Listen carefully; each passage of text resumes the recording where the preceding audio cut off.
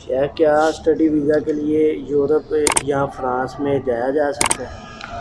تعلیم کے لیے کافر ملکوں میں جانا میں اسے بعض صورتوں میں درست سمجھتا ہوں،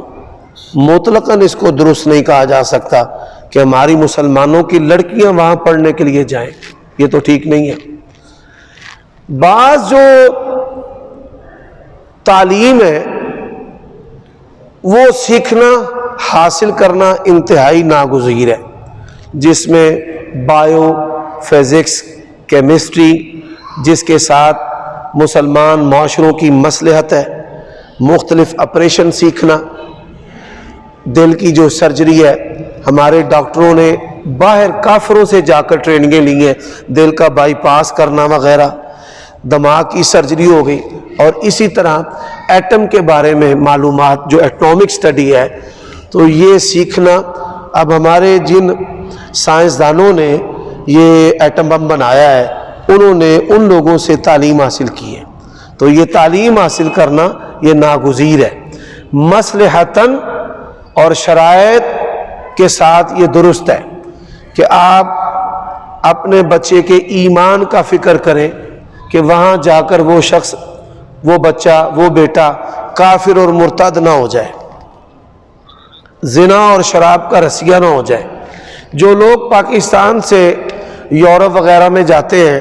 تو ان کی حالت دو طرح کی ہوتی ہے، یا تو وہاں جا کر ان کو اپنے دین ایمان کی قدر ہو جاتی ہے اور وہ دین پر چلنا شروع کر دیتے ہیں، اور یا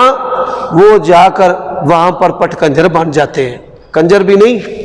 پٹ کنجر، کافروں سے بھی آگے گزر جاتے ہیں۔ اللہ تعالی ہمیں ایسے شرور سے محفوظ فرمائے۔ ٹین ایج تک بچے کو یہاں پر تعلیم دلوائیں، ایف ایس سی کے ساتھ، کمپیوٹر سائنس کے ساتھ، اس کو خوب اچھی طرح ایمان، دین، سنت یہ چیزیں پڑھائیں۔ الہاد کے بارے میں کہ اللہ تعالیٰ کا، نبیوں کا، مذہب دین کا انکار کرنا،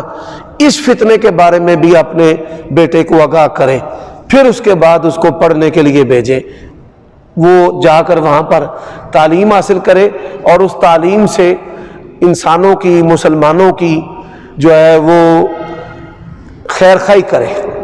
ان کو فائدہ دے، تو درست ہے۔ اسی سوال کا دوسرا حصہ ہے کہ وہاں پر اگر کوئی گستاخ رسول مل جاتا ہے تو اس کو قتل کرنا کیا یہ؟ دیکھیں، شاتم رسول کے بارے میں ہم اس بات کو کئی دفعہ بیان کر چکے ہیں، اسلام کے اندر قانون کو ہاتھ میں لینا حدود کے بارے میں یہ درست نہیں ہے، خواہ وہ قتل ہے، تہمت ہے، زنا ہے، یا نبی علیہ الصلوۃ والسلام کی توہین کا مسئلہ ہے۔ ایک مستغیث مدعی ہوتا ہے اور پھر تفتیشی نظام ہے، اس میں سے نکل کر حاکم اور اس کا پروسیکیوشن سسٹم تعین کرے گا کہ یہ گستاخ ہے یا نہیں ہے۔ آپ اور میں تو نہیں تعین کر سکتے۔ اب جو سوشل میڈیا ہے یہ تو بازار حسن سے بھی بدتر ہے، جس کے بارے میں چاہے آپ ڈال دیں کہ یہ گستاخ ہے اور یہ ایسے اور ویسے ہے،